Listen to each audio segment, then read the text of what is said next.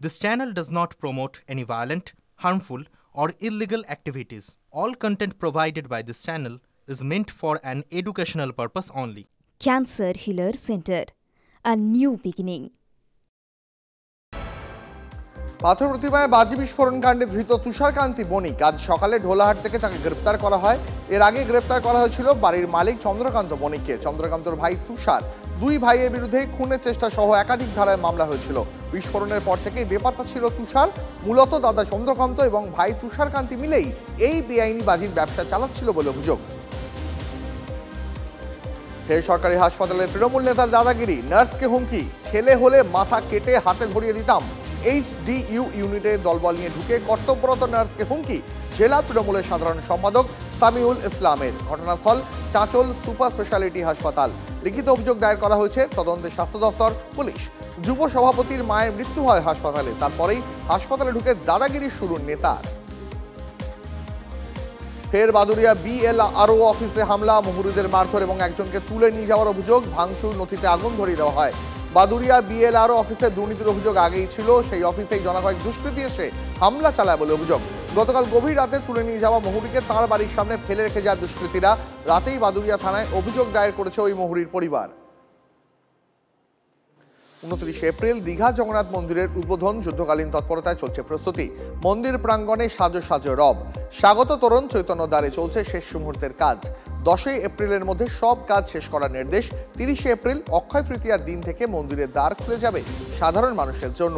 উদ্বোধনে থাকবেন মুখ্যমন্ত্রী, থাকবেন দেশ বিদেশের বহু বিশিষ্ট অতিথিরা। জায়ান্ট স্ক্রিনে মন্দির উদ্বোধনের অনুষ্ঠান সরাসরি সম্প্রচার করা হবে সমুদ্র সৈকত এবং মন্দির সংলগ্ন নেচার পার্কে। প্রেস কর্নারে এই মুহূর্তে যে ছবি দেখাবো, তৃণমূল সরকারের নিয়োগ দুর্নীতির জন্যই চাকরিহারা 26,000 শিক্ষিত তরুণ তরুণী। অভিযোগ তুলে বিক্ষোভ মিছিল করছে বিজেপি। সরাসরি চলে যাবো একদম মিছিলের, যেখান থেকে মিছিল চলছে।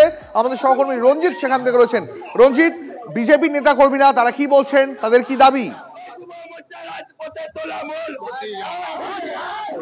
দেখো, 2016 সালে যে এসএসসি দুর্নীতি, সেই এসএসসি দুর্নীতিতে 25,752 জনের যে চাকরি চলে যায়, অর্থাৎ যোগ্য অযোগ্যদের যে সেগ্রিগেশন করা হয়নি, সেই সমস্ত দাবি নিয়ে যে 26,000, প্রায় 26,000-এর চাকরি যায়। সেই 26,000-এর যে চাকরি পুনরায়, যারা যোগ্য আছে তাদের চাকরি পুনরায় ফিরিয়ে দিতে হবে। যুব মোর্চার পক্ষ থেকে কিন্তু অভিযান, এবং এই মুহূর্তে বিজেপি কর্মী সমর্থকরা এই মুহূর্তে এসএসসি ভবনের অভিযান যাচ্ছে। আপনাদের দাবি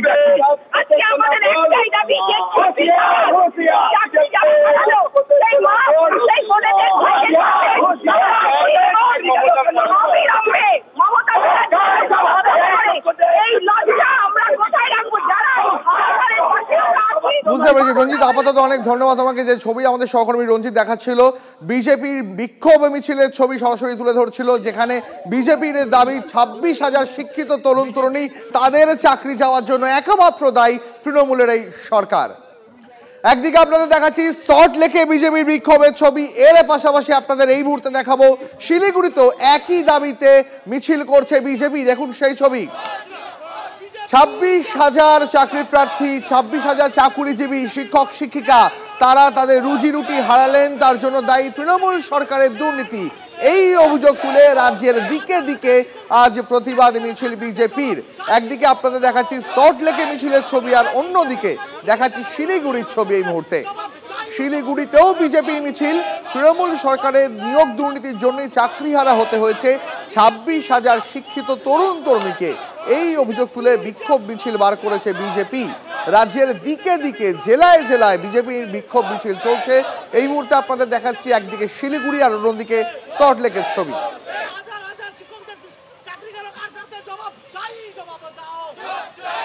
পরে খবরে আসি, রামনবমীকে কেন্দ্র করে তেতে উঠছে রাজ্য রাজনীতি। সেদিন বাধা দিলে পাল্টা জবাব মিলবে, বাধা দিলে মারিয়ে যাবে লক্ষ লক্ষ মানুষ, এমনই হুঁশিয়ারি এবার শোনা গেল রাজ্য বিজেপির প্রাক্তন সভাপতির গলায়।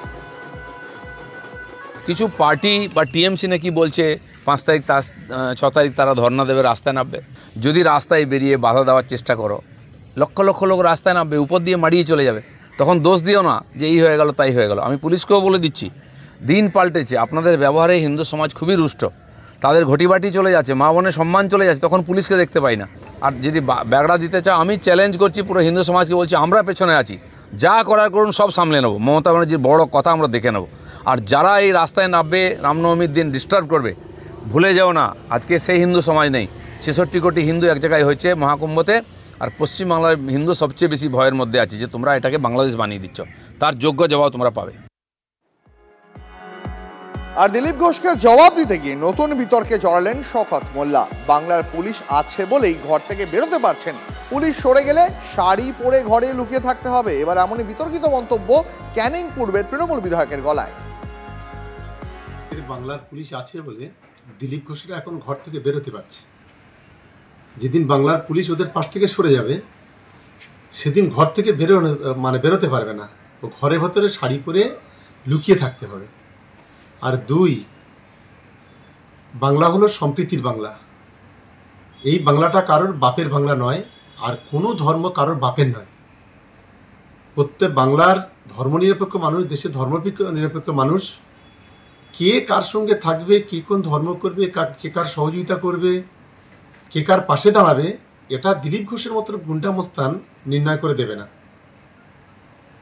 আর আজকে যে মারিয়ে যাওয়ার কথা, বাংলার মানুষ অলরেডি ওদেরকে মারিয়ে দিয়েছে। 21-এ মারিয়ে দিয়েছে, 24-এও মারিয়ে দিয়েছে। আর আগামী 26-এ এমন মারাবে যেটা ওরা বাইরে বেরিয়ে মুখ দেখানোর জায়গা পাবে না। এটা অন্তত দিলীপ ঘোষদের মনে রাখা উচিত।